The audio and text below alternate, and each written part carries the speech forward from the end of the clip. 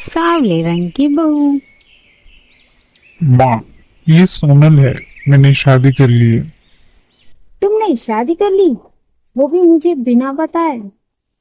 देवर जी, हम तो आपके लिए गोरी चिट्टी देवरानी लाने वाले थे और आप इतनी सांवली देवरानी ले आए हो। धूमधाम से तुम्हारी शादी करूंगी, एक चांद सी दुल्हन तुम्हारे लिए लाऊंगी। क्या कुछ नहीं सोचा था मैंने तुम्हारे लिए, और तुम एक सांवली लड़की से शादी करके ले आए हो। माँ, आप ये क्या बात कर रही है? रंग गोरा हो या सांवला, इंसान उसके गुणों से पहचाना जाता है। सोनल एक बहुत अच्छी लड़की है। और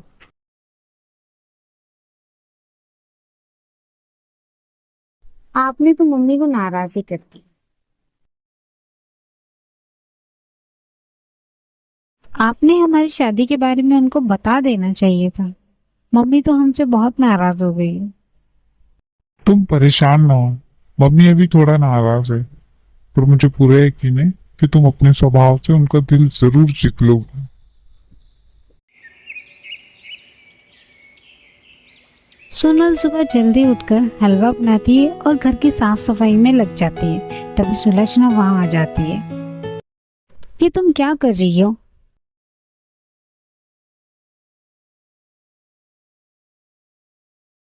मैं मानती हूँ मैंने तुम्हें अपनाया नहीं, पर तुम इस घर की नई बहू हो, तो और नई बहू के हाथों में झाड़ू अच्छी नहीं लगती। पहले तुम्हें मीठा बनाना चाहिए था। जी मम्मी जी, मैंने भाभी से पूछ लिया था, इसलिए मैंने सबसे पहले मीठा बनाया है। कहूँ तो मैं अभी नाश्ता लगवा दूँ? ठीक है। मम्मी जी, सोनल को मैंने ही बताया था कि आपको चूल्हे पे हाँ बना हुआ हलवा बहुत पसंद है। वैसे देख के तो अच्छा नहीं लग रहा है, लेकिन टेस्ट करके बताया। सोनल, इधर आओ।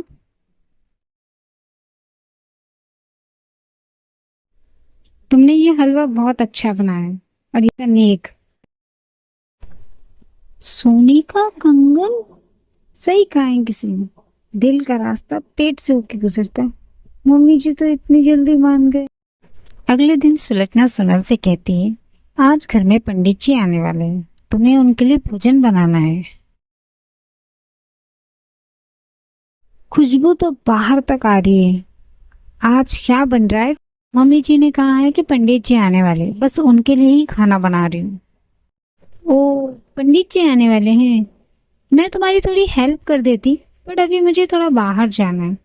वैसे खाने की खुशबू तो बहुत अच्छी आ रही है, बट इसमें मुझे ऐसा लग रहा है कि थोड़ा नमक कम है। तुम थोड़ा सा नमक ऐड कर लो।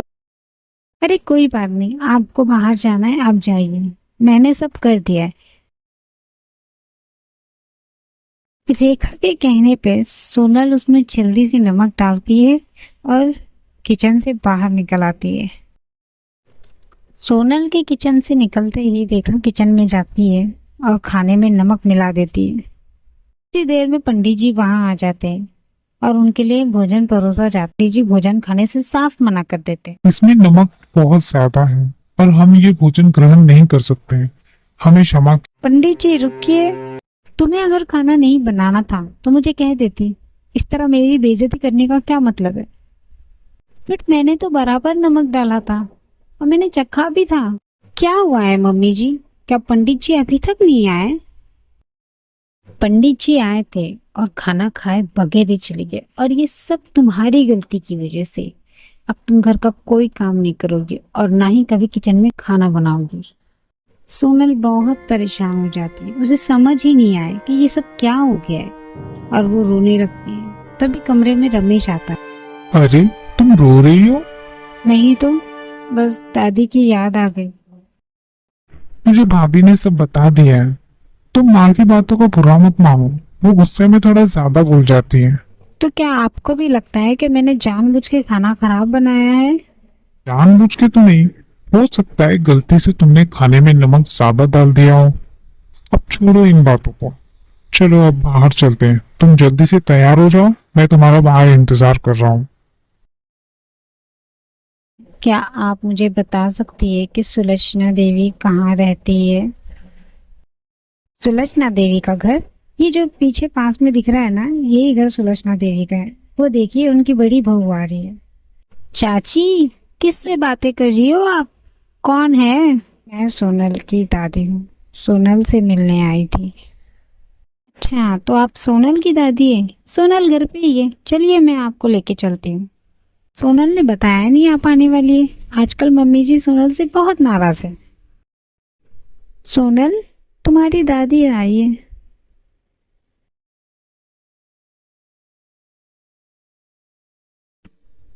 दादी, आप कब आई? मुझे सच में आपकी बहुत याद आ रही।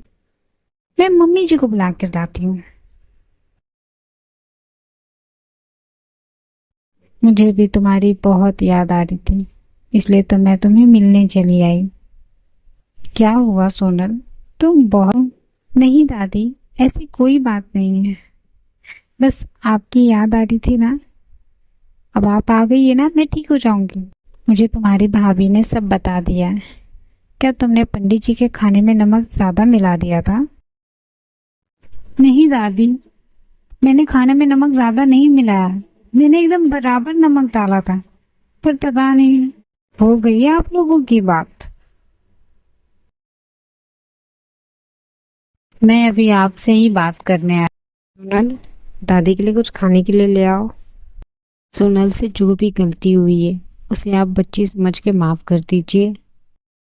अरे आप ऐसी बातें मत करिए। मैं सोनल से नाराज नहीं हूँ। मैंने तो बस गुस्से में कुछ बातें कह दी थी। सोनल के मम्मी पापा गुजरने के बाद सोनल मेरे ही साथ है और वो हर छोटे बड़े काम में मेरी मदद करती है। और खाना बनाना तो उसने बचपन से ही सीख लिया है। आप उसे एक मौका दे के देखिए। कह रही है तो मैं उसे एक मौका दे दूंगी। कल मैंने रमेश और सोनल की शादी का कुछ फंक्शन रखा है। घर के कुछ लोग आएंगे। आज आप यहीं रुकिएगा। सोनल, तुम अपनी दादी के साथ गई नहीं? नहीं, कल मैंने सोनल और रमेश की शादी का फंक्शन रखा है। घर के कुछ रिश्तेदार आने वाले हैं। शादी का फंक्शन? अचानक? क्यों, तुम्हें कोई ऐतराज है? अरे नहीं मम्मी जी, मैं तो बस ऐसे ही कह रही थी। सोनल, कल का खाना तुम ही बनाओगे और थोड़ी सी खीर। मम्मी जी, सोनल को खाना बनाने कहाँ आता है? उसने तो खाना खराब कर दिया था। इस बार मैं अपनी देख रेख में सोनल से खाना बनाऊंगी। तुम जाओ और कल की घर की सफाई की तैयारी तुम्हें ही करनी है। सुलोचना रेखा के इस तरह बात करने से थोड़ी चौंक जाती।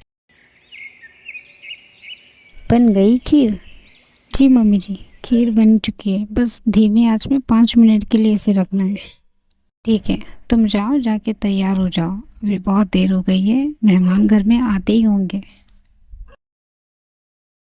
बेटे की शादी मुबारक हो सुलोचना।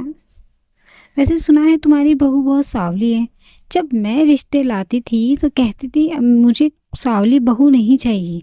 अब बताओ, तुम्हारी सांवली बहू कैसी है? तुम सही कहती थी। इंसान रंग से नहीं, सीरत से पहचाना जाता है। और वैसे भी ये तो मेरे बेटे की पसंद है। मेरा बेटा जब खुश है तो मैं भी उसी में खुश हूँ।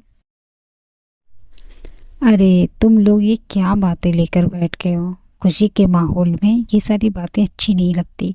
और वैसे भी इंसान रंग गोरा हो या सांवला, इससे कोई फर्क नहीं पड़ता। बच्चे अपनी पसंद की शादी कर लेते हैं और आजकल बच्चों को ही जिंदगी बितानी होती है।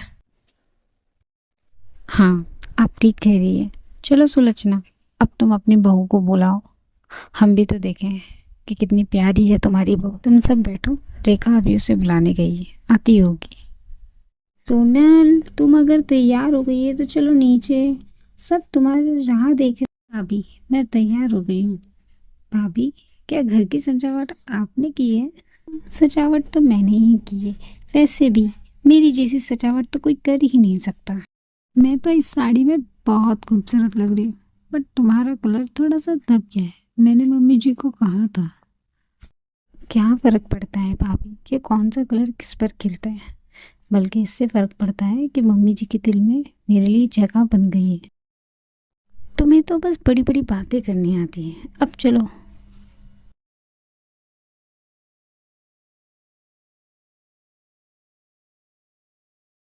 अरे दिखने में तो ये बहुत प्यारी लग रही है, बस रंग थोड़ा दबा दबा सा है। ये कहाँ बेटा तुमने? मेरी सोनल है ही बहुत प्यारी, जितनी प्यारी है उतना दिल भी उसका खूबसूरत है। सोनल की तारीफ करता देख रेखा बहुत चिढ़ जाती है और देखती है सब मेहमानों में बिजी है। मौका पाते ही रेखा किचन की तरफ निकल पड़ती है। सुलक्षणा चलो अब मैं चलती हूँ, मैंने थोड़ी देर के लिए ही फंक्शन में आना था, मुझे थोड़ा सा कुछ काम है। अरे ये क्या बात हो गई, खाना खा कर ही जाना, सोनल ने खाना बनाया है, मैं अभी खाना लगवाती हूँ।